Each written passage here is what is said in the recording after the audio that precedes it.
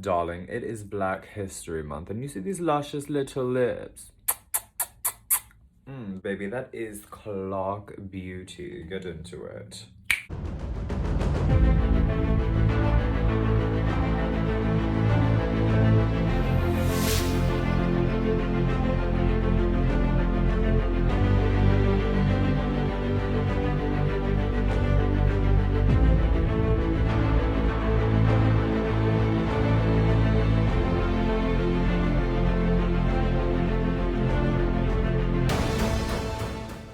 First of all, I am loving this hair of mine. It is definitely cooperating these days with the volume. It is pushing through. But anyway, we are going to get into some very interesting things today, darling. So I have a very good friend of mine who is a big supporter of my Patreon ask me, when you know your Loa, does that change who you are? And I think that this is a very valid question. When you know who your Loa is, there's different reactions to this kind of awareness, because it's just like when you learn a new skill. When you learn a new skill or you practice a new trade and you find out that you're really good at it, or perhaps you are made aware of this skill that you may have, you will have one of a few different types of reactions. Either you will be very humble to know that you carry this new trade or this new skill, or you may become a very cocky individual to try to, outstage others or pretend that you are, just the best in what you do. It's the same thing when people walk ATR spiritualities for the first time. I've seen the difference in people's behaviors when they find out that their head, for example, is a Loa that is very, great at love or very great at, magic and things of that nature. They would try to just submerge themselves into this type of characteristic that often wasn't there before. And realistically, it's not the Loa's fault, it is the person. Knowing or being made aware of who your guardian angel is, or who your Loa is, or who your head is for that matter, is not really supposed to change you, because your guardian angel was with you from birth. It is not something that just randomly came and chose you. It is not something that you chose, you know what I mean? So technically, who you were before you knew who your Loa was is who you are supposed to be.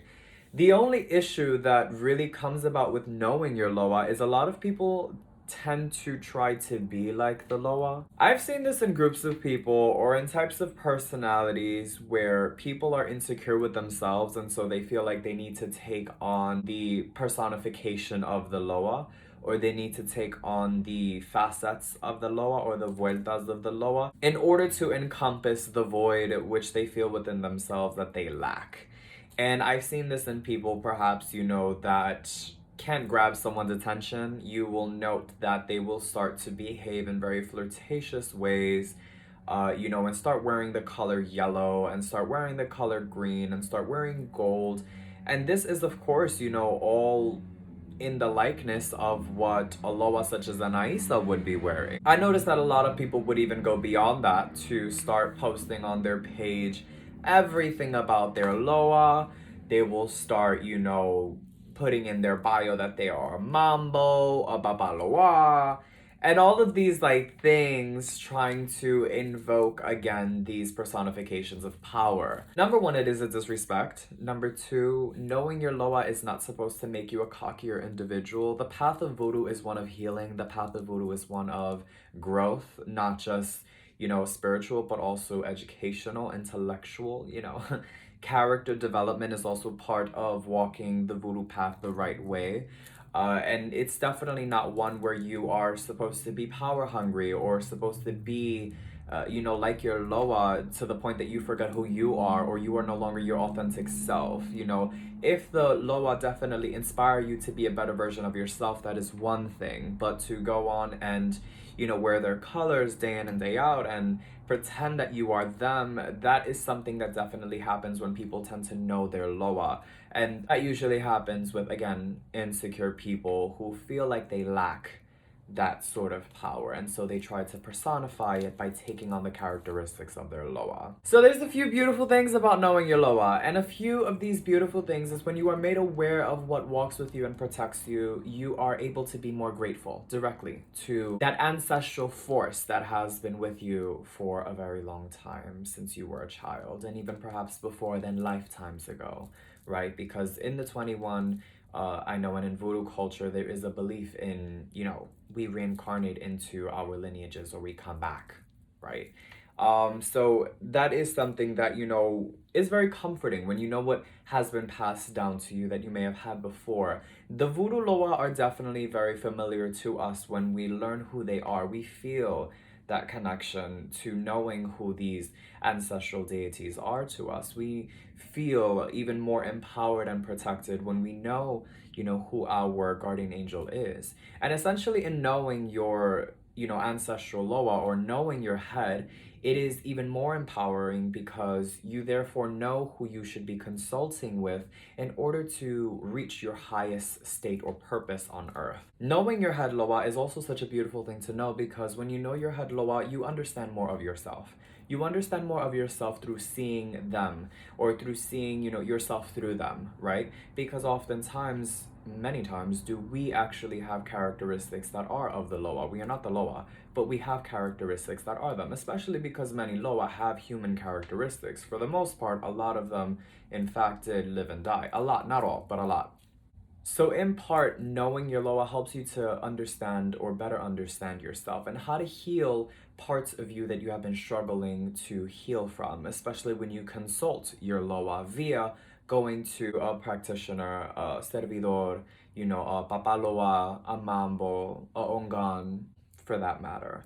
So going to the caballos or going to the actual, initiates of the religion or, the witches of the religion that consult with the loa, one can know their loa and really what is that journey that one must take to have that healing connection with the loa. Knowing your loa, in essence, is not supposed to change you to become a worst version of yourself. Knowing your loa is supposed to be more of a healing for yourself. It is supposed to be a way for you to understand yourself better, to have stability in your life by knowing yourself, by asking the questions of how you should be dealing with life, depending on who your loa is. It is a way of understanding also how to have financial freedom because of who your loa is. It is a way of understanding your ancestral way of healing. It is a way of knowing how to deal with day-to-day matters, knowing, when to react and when you may be overreacting. Knowing your head loa helps you to understand also how to calm down and how to have emotional intelligence to control emotions that may be, hot or cold, like our loa. It has a very big, profound healing benefit to know who your head loa is because, again, it works from within. It is the start of a journey to working from within yourself. This is not to say that it's going to be the same healing journey for everyone. Some people definitely have hot-tempered loa. People that are meant to be revolutionaries, people that are meant to be warriors, people that are meant to be, hotheads. It's what it's meant to be. And you are not supposed to go against your nature. You are supposed to actually flow like the river flows. You are supposed to run with the course of your purpose on earth.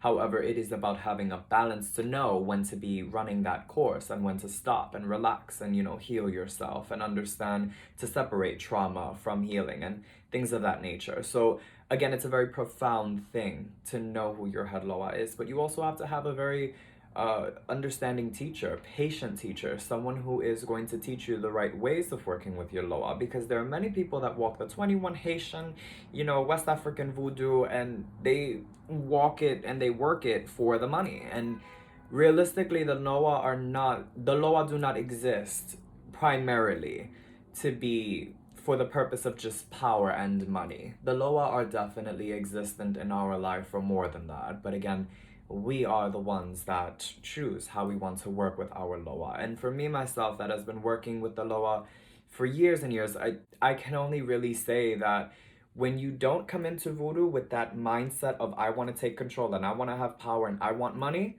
when you don't come into voodoo with that, you see the profound healing that voodoo was meant to have on Black people. But again, when you mix it with, colonization, and you mix it with greed, and you mix it with all things that were not original to Black knowledge, then it becomes something that it's totally not meant to be. And unfortunately, it is our people, a lot of our people, that would take it and abuse it. And, then we have other people coming from other ethnicities and races that take it and abuse it. But that's not of this topic. That's for another day. Realistically, like I said, and I digress, voodoo and knowing your guardian angel is supposed to be a very healing and profound thing. It is supposed to change you, but it's not supposed to change you to be a worse version of yourself. It's supposed to change you to understand self, to heal self, and to move forward, to have the stability that you need in your life. So I hope that answers quite a few questions. But if you guys have any questions more about what are the benefits of knowing who your Loa is, then you can definitely leave comments below. This will be featured on my Patreon. I hope you guys continue supporting me. I am really just bringing the ancestral knowledge back to the people. My Tainos, my Afro Tainos, my Africans, my Black brothers and sisters, my brown brothers and sisters, my indigenous brothers and sisters, and my LGBTQ family. I love you all. Lucy Progreso.